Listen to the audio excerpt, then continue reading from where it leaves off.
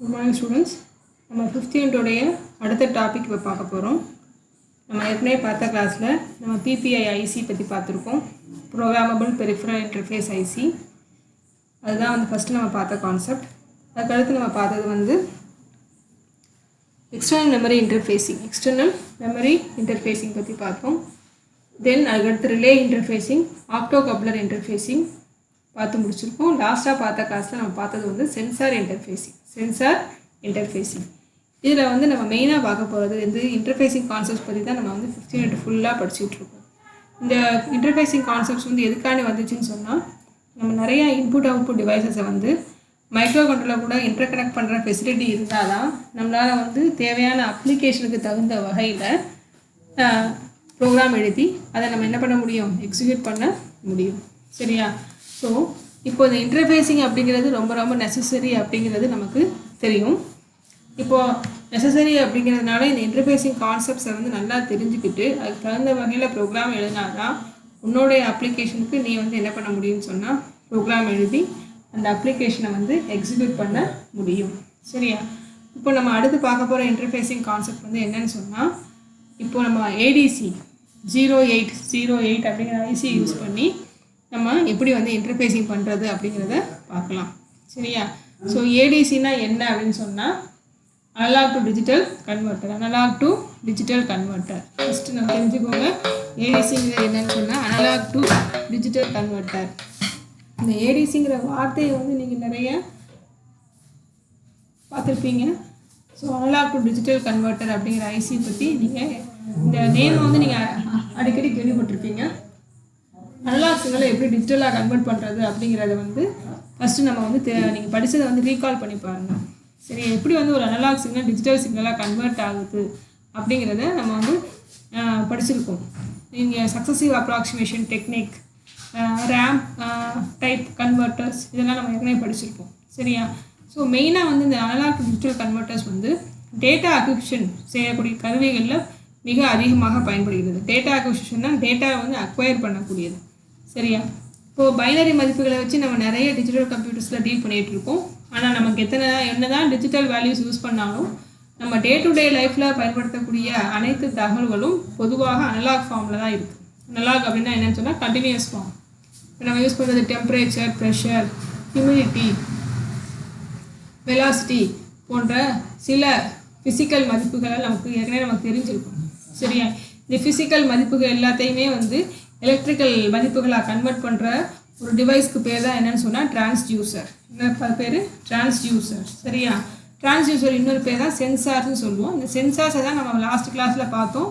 It is temperature sensors பற்றி படித்தோம். சரியா? டிரான்ஸ்டியூசர் அப்படின்னாலே என்னென்னு சொன்னால், ஒன் ஃபார்ம் ஆஃப் குவான்டிட்டியை அனதர் டைப் ஆஃப் குவான்டிட்டியை மாற்றக்கூடிய ஒரு சாதனம். அதுதான் டிரான்ஸ்டியூசர். ஓகேவா? ஸோ ஒன் டைப் ஆஃப் குவான்டிட்டியை அனதர் டைப் ஆஃப் குவான்டிட்டியாக மாற்றக்கூடியது தான் என்னென்னா டிரான்ஸ்டியூசர். தென் டிரான்ஸ்டியூசருக்கு சென்சார்ஸ் அப்படின்னு நம்ம நேம் பண்ணலாம்.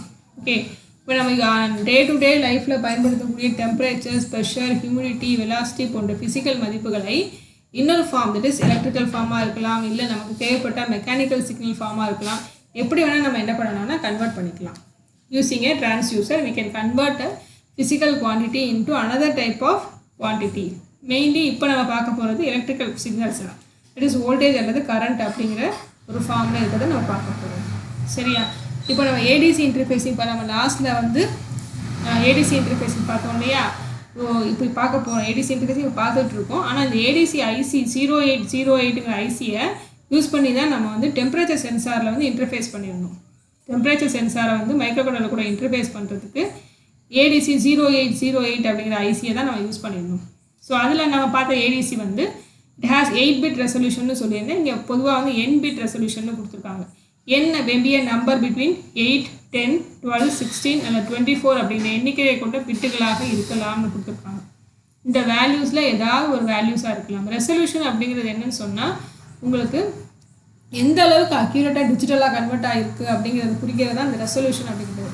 இந்த வார்த்தையெல்லாம் அடிக்கடி நம்ம டிவிலெலாம் பயன்படுத்துவோம், கேமராஸில் பயன்படுத்துவோம். டிஜிட்டல் கேமரா யூஸ் பண்ணும்போது ரெசல்யூஷன் எப்படி இருக்குது அப்படிங்கிறத பார்ப்போம். இப்போ செல்ஃபோன்ஸ்லேயே இதெல்லாம் நம்ம பேசிகிட்டு இருக்கோம். ஓகேவா? அதிக ரெசல்யூஷன் கொண்ட ஏடிசி ஆனது சிறிய அளவு கொண்ட அதிக ஸ்டெப்புகளை கொண்டிருக்கும். ஸோ நம்பர் ஆஃப் ஸ்டெப்ஸ் வந்து இன்க்ரீஸ் ஆக அனலாக் வந்து டிஜிட்டலாக கன்வெர்ட் ஆகக்கூடிய அக்யூரேசி வந்து என்ன ஆகும்னா அதிகமாகும். ஓகேவா? ஸோ ஒரு ஏடிசியில் வந்து கன்வர்ஷன் டைம் அப்படின்னா என்ன அப்படின்னு சொன்னால், அனலாக் இன்புட்டை பெற்று அதுக்கு சமமான டிஜிட்டல் வேல்யூவாக மாற்றுறதுக்கு எவ்வளோ நேரம் எடுத்துக்குதோ அதுதான் நம்ம கன்வர்ஷன் டைம்னு சொல்லுவோம். சரியா? ஸோ கன்வர்ஷன் டைம் அப்படிங்கிறது ரொம்ப ரொம்ப முக்கியம். ஒரு அனலாக் சிக்னலானது டிஜிட்டல் சிக்னலாக கன்வெர்ட் ஆகிறதுக்கு எவ்வளோ நேரம் எடுத்துக்குதோ அதுக்கு பேர் தான் conversion time. Okay. So ADC சிப்புகள் வந்து சீரியல் முறையில் இயங்கலாம் அல்லது பேரலல் முறையில் இயங்கலாம். சீரியல் முறைகள் பேரலல் முறையில் 2 டைப் இருக்குது. ADC chips maybe serial connected or parallel connected chips.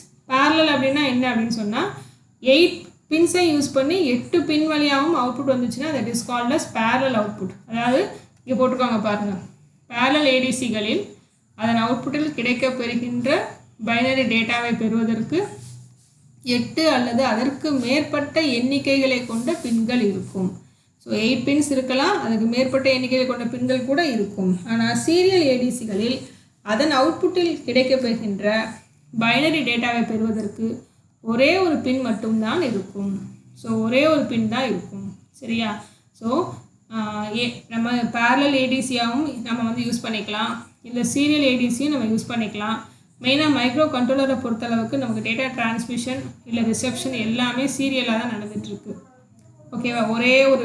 ஒவ்வொரு பிட்டாக தான் வெளியே பாஸ் ஆகுது, இல்லை ஒவ்வொரு பிட்டாக தான் நம்ம உள்ளே ரிசீவ் பண்ணுறோம்.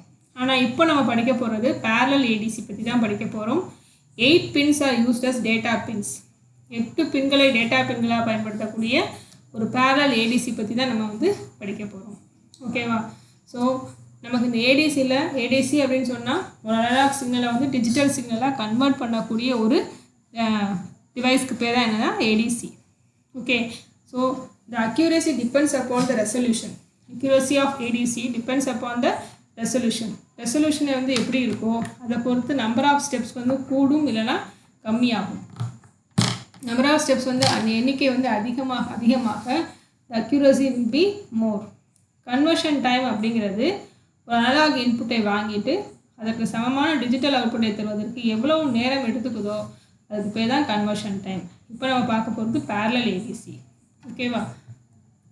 ஸோ பேரலல் ஏடிசி அதோட நம்பர் ஐசியோட நம்பர் வந்து 0808. ஓகே. இது ஒரு பேரலல் ஏடிசி. இது எந்த முறையில் இயங்குதுன்னு சொன்னால் சக்ஸசிவ் அப்ராக்சிமேஷன் என்கின்ற முறையில் செயலாற்றுகின்ற தன்மை கொண்டது. சரியா? சக்ஸசிவ் அப்ராக்சிமேஷன் டெக்னிக் நம்ம ஏற்கனவே படிச்சிருக்கோம். அந்த டெக்னிக்கை யூஸ் பண்ணி தான் இங்கே வந்து என்னென்னா அனலாக் சிக்னல் வந்து டிஜிட்டல் சிக்னலாக கன்வெர்ட் ஆகுது. இது வேகமாக செயலாற்றுகின்ற முறையாகும். கொடுத்துருக்காங்க பார்த்தீங்களா? இதில் கிளாக் ஃப்ரீக்வன்சி எவ்வளோ இருக்குன்னா 640 kHz என இருந்தால் அதோட கன்வர்ஷன் டைம் எவ்வளோ கிடைக்குன்னா 100 மைக்ரோ செகண்ட்ஸ் கிடைக்கும். இந்த டிலே இந்த 100 மைக்ரோ செகண்ட்ஸ் அப்படிங்கிறது மற்ற கன்வெர்ட்டர்ஸை கம்பேர் பண்ணும்போது மிக மிக குறைவானது. ஸோ கன்வர்ஷன் டிலே ஆனது 100 மைக்ரோ செகண்ட்ஸ் தான் இருக்குது. ஸோ கிளாக் ஃப்ரீக்வன்சி 640 kHz நம்ம செட் பண்ணோன்னு சொன்னால் நம்ம கன்வர்ஷன் டைம் எவ்வளோனா 100 மைக்ரோ செகண்ட்ஸ். ஸோ இமேஜின் பண்ணி பாருங்கள், ஒரு செகண்ட் அப்படிங்கிறதே ஒரு இமைக்கான நேரம், இமை மூடுவதற்கான நேரம் தான். இப்போ 100 மைக்ரோ செகண்ட்ஸ் சொல்லும்போது அது எவ்வளோ ஒரு குறைவான நேரம். நம்ம கொடுத்த உடனே அவுட்புட் வர மாதிரி இருக்கும். கொடுத்த உடனே என்ன அவுட்புட் வர மாதிரி கிடைக்கும் நமக்கு. அதுதான் வந்து நமக்கு வந்து இந்த சக்ஸசிவ் அப்ராக்சிமேஷன் டெக்னிக்கை யூஸ் பண்ணுறதுக்கான ஒரு மெயினான காரணம். ஸோ அனலாக் சிக்னலை வந்து டிஜிட்டல் சிக்னலாக கன்வெர்ட் பண்ணுறதுக்கு நம்ம இந்த ஐசியை யூஸ் பண்ணுறோம். அதில் வந்து சக்ஸசிவ் அப்ராக்சிமேஷன் டெக்னிக்கை யூஸ் பண்ணி இந்த ஐசியானது இயங்குதுன்னு சொல்லி போட்டிருக்காங்க. தென் அதோட பிளாக் டயக்ராம் கொடுத்துருக்காங்க உங்களுக்கு. சரியா? இதில் பார்த்தீங்கன்னா இந்த பிளாக் டயக்ராமில் என்னென்ன இருக்குன்னு சொன்னால் it is consist of 8 channel analog multiplexer. 8 சேனல்கள் கொண்ட ஒரு அனலாக் மல்டிப்ளெக்சர். ஏன்னா நம்ம அனலாக் இன்புட்டை தான் உள்ளே வாங்க போகிறோம். மல்டிப்ளெக்சர் உங்களுக்கு தெரியும், many inputs one output, many inputs only one output. சரியா?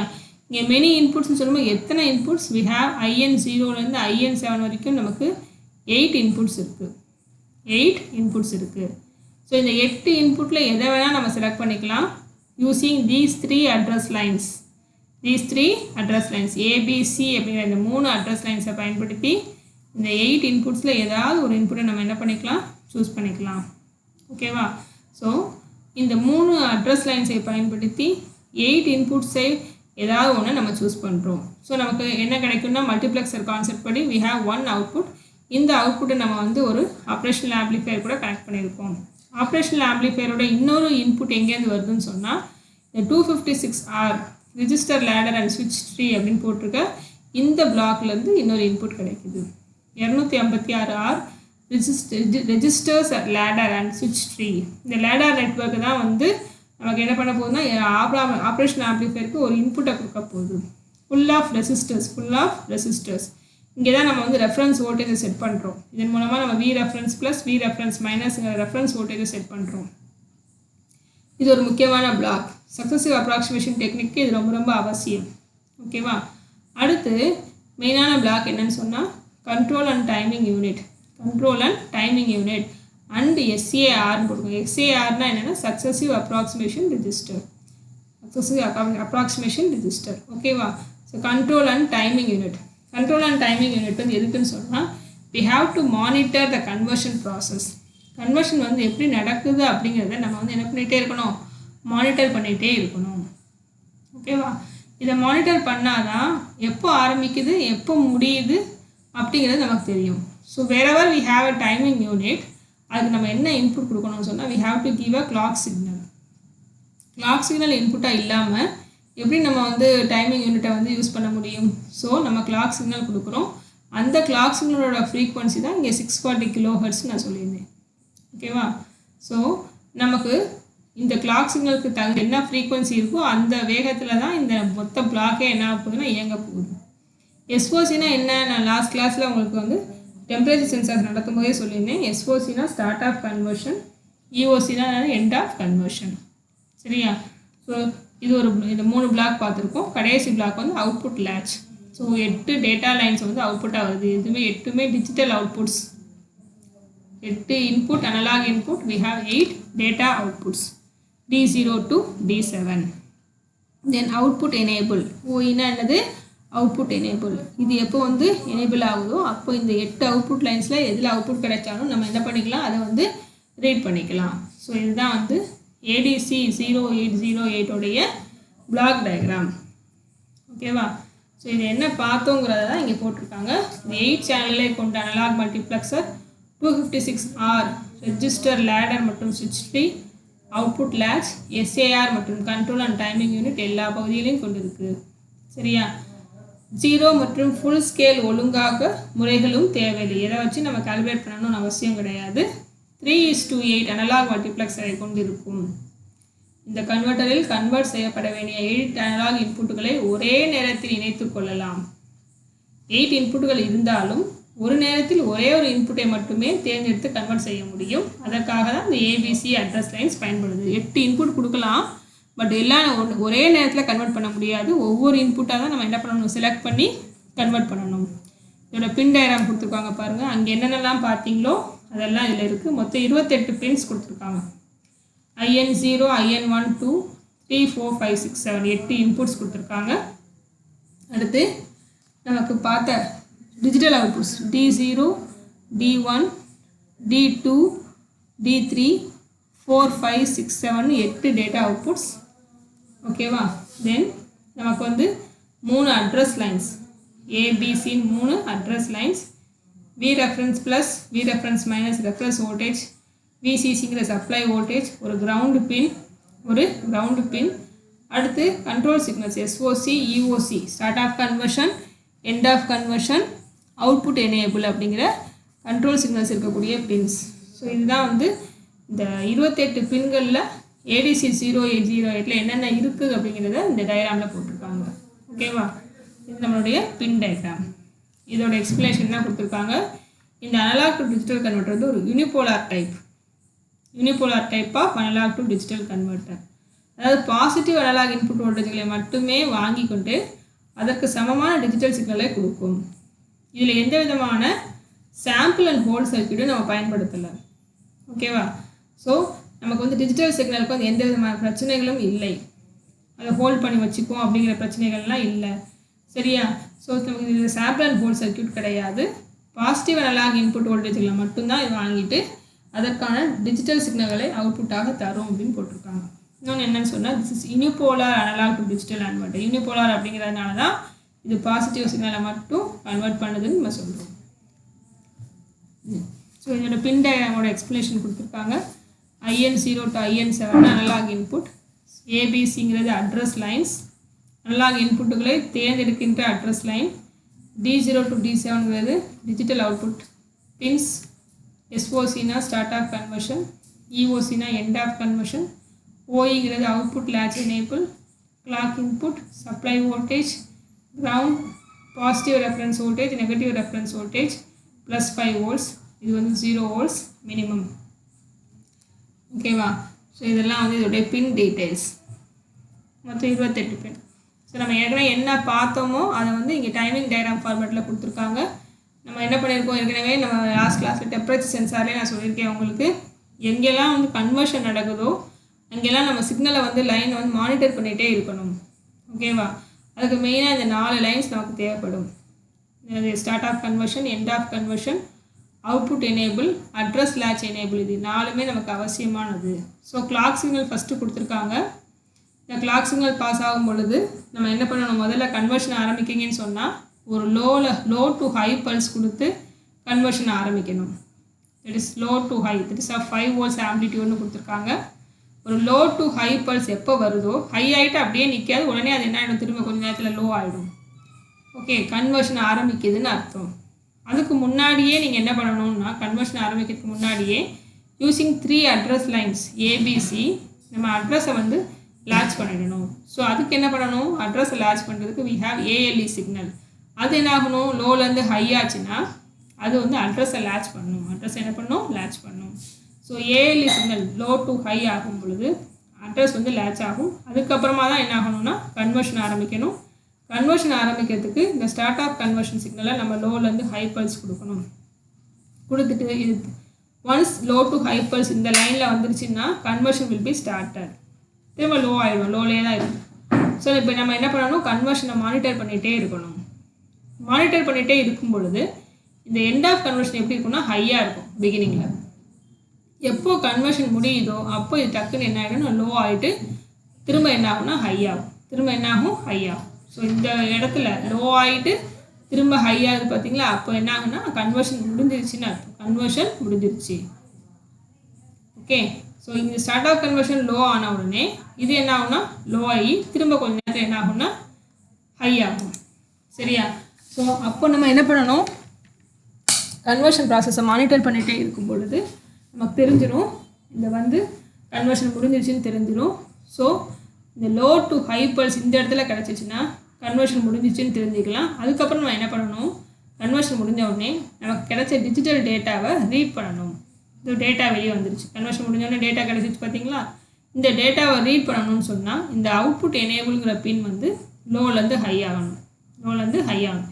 இது ஹை ஆச்சுன்னா நமக்கு கிடைக்கிற டேட்டாவை நம்ம ரீட் பண்ணிக்கலாம். ஸோ இந்த டைமிங் டயக்ராமுக்கு மீனிங் நிறைய இருக்குது. நம்ம நினச்ச இடத்துல வந்து இதை ஹை ஆக்கி லோ ஆக்கக்கூடாது. ஸோ SOC அப்படிங்கிறது லோ டு ஹை ஆகும் பொழுது இந்த சிக்னல் வந்து என்ன ஆகிட்டே இருக்குன்னா கன்வர்ஷன் ஆரம்பிச்சிருச்சுன்னு அர்த்தம். அடுத்து ALE சிக்னல் வந்து லோலேருந்து ஹையானா அட்ரஸ் லேட்ச் ஆகும். இது லேட்ச் ஆன பிறகு தான் SOC வந்து ப்ராசஸ் ஸ்டார்ட் ஆகும். தென் நம்ம மானிட்டர் பண்ணிகிட்டே இருக்கணும். எப்போ EOC வந்து லோலேருந்து திரும்ப ஹை ஆகுதோ அப்போ கன்வர்ஷன் முடிஞ்சிடும். கன்வர்ஷன் முடிஞ்ச உடனே அவுட்புட்டில் நமக்கு டேட்டா கிடைக்கும். இந்த டேட்டாவை ரீட் பண்ணுறதுக்கு இந்த அவுட்புட் எனேபிள் அப்படிங்கிற பின் வந்து லோலேருந்து ஹை ஆகும். ஓகேவா? ஸோ இத்தனை வேலைகளும் நடந்தால் தான் இந்த டைமிங் டயக்ராமில் வந்து எல்லா வேலைகளையும் நம்ம காமிச்சு மென்ஷன் பண்ணணும். இத்தனை வேலைகளும் கரெக்டாக நடந்தால் தான் அவுட்புட்டில் வரக்கூடிய டேட்டாவை நம்ம ரீட் பண்ணி என்ன டேட்டா அப்படிங்கிறத கரெக்டாக தெரிஞ்சுக்க முடியும். ஓகேவா? ஸோ இதுதான் வந்து ஏடிசியோட டைமிங் டயக்ராம். பலதரப்பட்ட சிக்னலுக்கான டைமிங் டயக்ராம் ஃபிகரில் கொடுத்துருக்காங்க. ஸோ அடுத்து இன்டர்ஃபேஸிங் எப்படி இருக்குன்னு பாருங்கள். இன்டர்ஃபேஸிங் வந்து நமக்கு என்ன தெரிஞ்சது தான். இதே இன்டர்ஃபேஸிங் தான் நம்ம டெம்பரேச்சர் சென்சாரில் பார்த்தோம். 8 சேனல்ஸ் இருக்குது, இன்புட் சேனல்ஸ். இந்த இடத்துல நம்ம டெம்பரேச்சர் சென்சார் இணைச்சிருந்தோம், அதுக்கு பதிலாக இங்கே அனலாக் இன்புட் கொடுத்துருக்கோம். சரியா?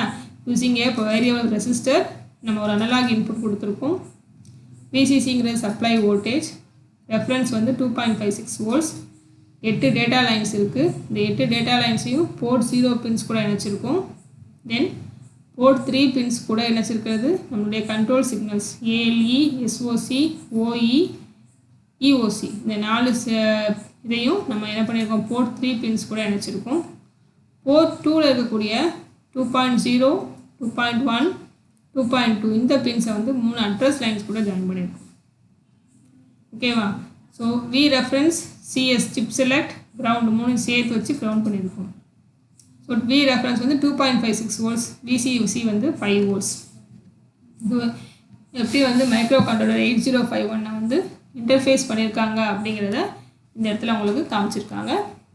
இது வந்து ஜஸ்ட்டு வந்து போர்ட் 3, போர்ட் 2, போர்ட் 0 யூஸ் பண்ணி நம்ம அப்படியே வந்து என்ன பண்ணியிருக்கோம், இன்டர்ஃபேஸ் பண்ணியிருக்கோம். இந்த 8 இன்புட் சேனல்ஸில் நம்ம எந்த இன்புட் சேனலை வேணால் சூஸ் பண்ணி நம்ம என்ன பண்ணலாம், இன்புட்டை கொடுக்கலாம். அதே மாதிரி 8 டேட்டா லைன்ஸ் அவுட்புட்டில் டேரெக்டாக நம்ம போர்ட் 0ல் இணைச்சி அவுட்புட்டை எடுத்துக்கலாம். ஸோ இதுதான் இதோடைய இன்டர்ஃபேஸிங் டயக்ராம். ஸோ அதுக்கான ஸ்டெப்ஸ் கொடுத்துருக்காங்க. ஏற்கனவே பார்த்த 5 ஸ்டெப்ஸ் திரும்ப ரிப்பீட் ஆகுது. டெம்பரேச்சர் சென்சாரில் நம்ம இதை தான் பார்த்தோம். எப்படி டேட்டா வந்து 0808 ADC ஐசிலேருந்து வாங்குறது. ABC என்ற 3 அட்ரஸ் லைனை பயன்படுத்தி முதல்ல வந்து அனலாக் சேனலை தேர்வு செய்ய வேண்டும். அடுத்து அட்ரஸ் லேட்ச் எனேபிள் பின்னை ஆக்டிவேட் செய்ய வேண்டும். அட்ரஸை லேட்ச் செய்வதற்கு ஒரு லோ டு ஹை என்கின்ற மாற்றம் கொண்ட ஒரு பல்ஸை ALEக்கு கொடுக்க வேண்டும். லோ டு ஹை பல்ஸை கொடுக்கணும். ALE லேட்ச் அட்ரஸை லேட்ச் பண்ண உடனே ஸ்டார்ட் ஆஃப் கன்வர்ஷன் பின்னுக்கு லோ டு ஹை என்கின்ற பல்ஸை கொடுத்து கன்வர்ஷன் செயலை ஆரம்பிக்க வேண்டும். கன்வர்ஷன் செயல் முடிவு பெற்றுள்ளதா என்பதை தெரிவதற்கு EOC பென் மூலம் கண்டுபிடிக்க வேண்டும். EOC 1ஆக இருக்கின்ற வரை கன்வர்ஷன் செயல் காத்திருக்கணும். நம்ம கன்வர்ஷன் செயல் முடியலை, அதுக்காக காத்திருக்கணும். கன்வர்ஷன் செயல் முடிந்தவுடன் ஒரு லோ டு ஹை என்கின்ற மாற்றமானது EOC பின்னில் கிடைக்கப்பெறும். தென் கடைசியாக அவுட்புட் எனேபிள் என்கின்ற பின்னை ஆக்டிவேட் செய்து ADCயிலிருந்து அவுட்புட்டை பெற வேண்டும். அதாவது ஒரு லோ டு ஹை என்கிற பல்ஸானது அவுட்புட் எனேபிள் பின்னுக்கு கொடுக்கப்பட்டவுடன் டிஜிட்டல் டேட்டா ஆனது அவுட்புட்டில் கிடைக்கப்படும். ஸோ டிஜிட்டல் டேட்டா வெளியே வரணும்னு சொன்னால் அது வரைக்கும் நம்ம என்ன பண்ணணும், ஒரு 5 ஸ்டெப்ஸை வந்து ஃபாலோ பண்ணணும். 5 ஸ்டெப்ஸை வந்து ஃபாலோ பண்ணி செய்யணும். ஸோ இதுதான் வந்து ADCயை வந்து டிஜிட்டலாக கன்வெர்ட் பண்ணுறதுக்கான மெத்தட்ஸ். இதே நம்ம டெம்பரேச்சர் சென்சாரில் பார்த்தோம்லே அதே ப்ரோக்ராமை இங்கே திரும்ப ரிப்பீட் பண்ணியிருக்காங்க. சரியா? ஸோ அதில் நம்ம என்ன பண்ணோம்னா போர்ட் 0லேருந்து டேட்டாவை வாங்கிட்டு போர்ட் 1ல் கொண்டு போய் டிஸ்பிளே பண்ணோம்.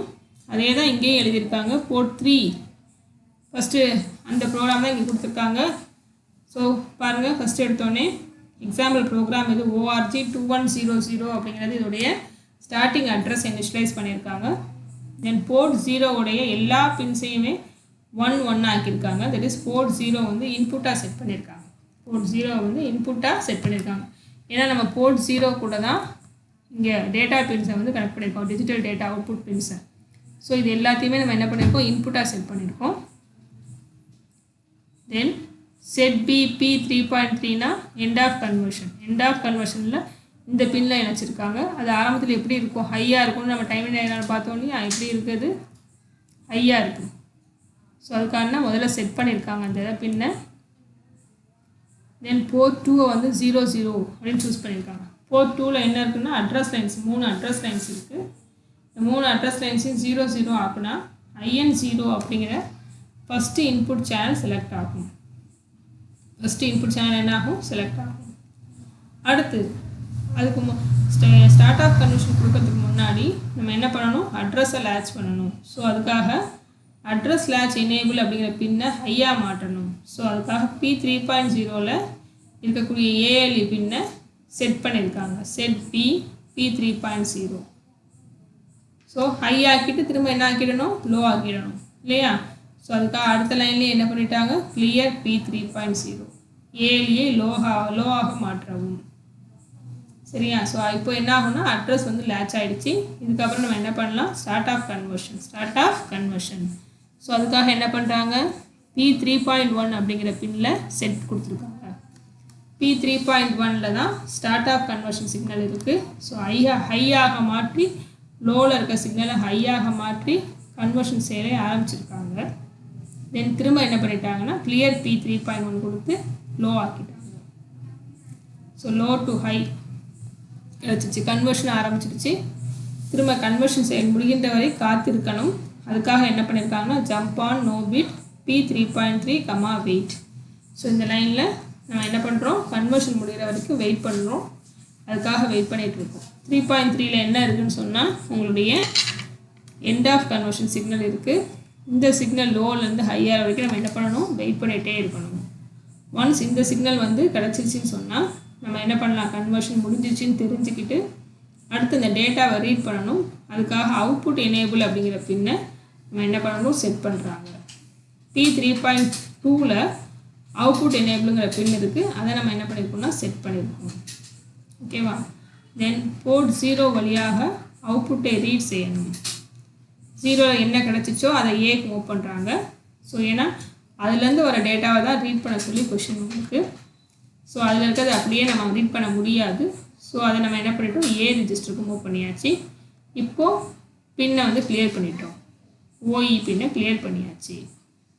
அகெயின் இந்த வந்த டேட்டா வந்து ஹெக்ஸாவில் இருந்துச்சுன்னா அதை ஆஸ்கியாக கன்வர்ஷன் பண்ணுறதுக்கு கன்வர் அப்படிங்கிற சப்ரூட்டீனை கால் பண்ணியிருக்காங்க.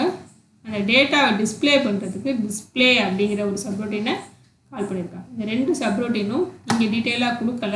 இது எங்கே இருந்துச்சுன்னு சொன்னால் உங்கள் லாஸ்ட் கிளாஸில் நம்ம வந்து டெம்பரேச்சர் சென்சார் ப்ரோக்ராம் பார்த்தோம் இல்லையா, அதில் வந்து ஃபுல்லாக கொடுத்துருந்தாங்க. இதே அதே கொஷினை இங்கே ரிப்பீட் பண்ணியிருக்கிறதுனால தனியாக அவங்களுக்கு போடலை, தனியாக அவங்களுக்கு போட்டு காமிக்கலை. என்ன பண்ணியிருக்காங்கன்னு சொன்னால் அந்த கன்வர் டிஸ்பிளே அப்படிங்கிறத மட்டும் கொடுத்துட்டு அப்படியே வந்து ப்ரோக்ராம் வந்து எண்ட் பண்ணிட்டாங்க. சரியா. ஸோ இதுதான் வந்து உங்களுடைய example program for ADC interfacing. Okay. So நம்ம என்ன இதில் மெயினாக பார்க்கணும்னு சொன்னால் எப்படி ஸ்டார்ட் ஆஃப் கன்வர்ஷன் நடக்குது மானிட்டர் பண்ணுறாங்க, எப்படி வந்து எண்ட் ஆஃப் கன்வர்ஷன் மானிட்டர் பண்ணுறாங்க. இது ரெண்டும் முடிஞ்ச பிறகு டேட்டாவை ரீட் பண்ணுறதுக்கு அவுட்புட் எனேபிளுங்கிற பின்னை வந்து எனேபிள் பண்ணணும் அப்படிங்கிறத தெரிஞ்சுக்கணும். ஓகேவா. ஸோ இதில் வந்து நம்ம என்ன பண்ணியிருக்கோம்னா போர்ட் 0லேருந்து வரக்கூடிய இன்புட்டை வாங்கி ரீட் பண்ணிவிட்டு அந்த டேட்டாவை கொண்டு போய் இன்னொரு போர்ட்டில் டிஸ்பிளே பண்ணுறோம். Okay students. ஸோ இதில் நம்ம பார்த்தது வந்து பேரலல் ஏடிசியில் 0808 அப்படிங்கிற ஒரு ஐசியை யூஸ் பண்ணி நம்ம எப்படி வந்து இங்கே மைக்ரோகண்ட்ரோலர் 8051 கூட இன்டர்ஃபேஸ் பண்ணுறது அப்படிங்கிறத பார்த்தோம். ஸோ 8 டேட்டா பின்ஸ், 8 சேனல்ஸ் இருக்குது. இதில் 3 அட்ரஸ் லைன்ஸை யூஸ் பண்ணி 8 சேனல்ஸில் ஏதாவது ஒரு சேனலை சூஸ் பண்ணி அதில் வந்து நம்ம வந்து டிஜிட்டல் டேட்டாவை அவுட்புட்டாக வாங்குகிறோம். இது வந்து செமஸ்டரில் அடிக்கடி கேட்ட கொஷின். செமஸ்டரில் இந்த கொஷின் வந்து அடிக்கடி ரிப்பீட் பண்ணியிருக்காங்க. இந்த இன்டர்ஃபேஸிங் டயக்ராம் வந்து வரைய சொல்லி கேட்பாங்க. சில இடத்துல எக்ஸ்பிளைன் பேரலல் ஏடிசின்னு மட்டும் கேட்டாங்கன்னா நீங்கள் இதோடைய பிளாக் டயக்ராமை வரைஞ்சிட்டு தென் அதோட இன்டர்ஃபேஸிங் டயக்ராமையும் போட்டு இந்த டைமிங் டயக்ராம் வந்து மெயினாக போட்டு எக்ஸ்பிளைன் பண்ணணும். சரியா. தென் இந்த டைமிங் டயக்ராமில் வரையும் பொழுது எந்த இடத்துல ஹை ஆக்கணும், எந்த இடத்துல லோ ஆக்கணும் அப்படிங்கிறத கரெக்டாக போடணும். எண்ட் ஆஃப் கன்வர்ஷனையும் கரெக்டாக மார்க் பண்ணணும். ஏஎல்இ அவுட்புட் எனேபிள்லாம் எந்த இடத்துல ஹை ஆகுதுங்கிறத கரெக்டாக காமிச்சு கொடுக்கணும். தவறாக போட்டிங்கன்னா இது மீனிங்லெஸ் ஆகிடும். ஓகே. இதை வரைஞ்சிட்டு இந்த 5 ஸ்டெப்ஸை வந்து எழுதணும். இதுலேயும் இந்த 5 ஸ்டெப்ஸ் ரொம்ப ரொம்ப முக்கியம். அதே மாதிரி டெம்பரேச்சர் சென்சார் கேட்டாலும் இதே 5 ஸ்டெப்ஸ் தான் அங்கேயும் இருக்கும். இந்த 5 ஸ்டெப்ஸை வந்து நீங்கள் வந்து மறக்காமல் எழுதி ரிப்பீட் பண்ணணும். ஓகே. ஸோ இந்த பேரலல் ஏடிசி அப்படிங்கிறது உங்களுக்கு வந்து சீரியல் ஏடிசி இதில் இல்லை. ஸோ பேரலல் ஏடிசி கொஷின் மட்டும்தான் இருக்குது. ஸோ பேரலல் ஏடிசி மட்டும் நாங்கள் தரவாக படிச்சுக்கோங்க. சரியா. ஸோ செகண்ட் ஹாஃபில் இந்த பேரலல் ஏடிசி வந்து ரொம்ப ரொம்ப முக்கியமான கொஷின். இதுக்கடுத்து நம்ம வந்து இது கொஞ்சம் பெரிய கொஷினும் கூட. ஸோ இந்த டைமிங் டயக்ராம்லாம் நல்லா வரைஞ்சி பார்த்து தெரிஞ்சுக்கோங்க. ஃபங்க்ஷனல் பிளாக் டயக்ராமையும் பார்த்துக்கோங்க, பின் டயக்ராமும் பார்த்துக்கோங்க. சரிங்களா. ஸோ ஏடிசியில் நம்ம வந்து ஏடிசி 0808 பற்றி படிச்சிருக்கோம். இன்டர்ஃபேஸிங் கான்செப்ட்ஸில் இது ரொம்ப ரொம்ப முக்கியமானது. அடுத்து நம்ம பார்க்க போகிறது DAC, digital to analog converter. அது கொஞ்சம் சின்னதாக தான் இருக்கும். ஸோ இதை விட அது வந்து கொஞ்சம் சின்னதாக இருக்கிறதுனால அடிக்கடி செமஸ்டரில் அந்த கொஷின் கேட்டதில்லை. ஆனால் இந்த இன்டர்ஃபேஸிங் டயக்ராம் வந்து 2 மார்க் 3 மார்க் கொஷினில் கேட்பாங்க. அதில் இருக்கக்கூடிய ப்ரோக்ராம், சின்ன ப்ரோக்ராமை வந்து 2 மார்க் 3 மார்க் கொஷின்ஸில் உங்களுக்கு கேட்கலாம். ஸோ நம்ம நெக்ஸ்ட் கிளாஸில் டிஏசி இன்டர்ஃபேஸிங் பற்றி பார்க்கலாம். Thank you students.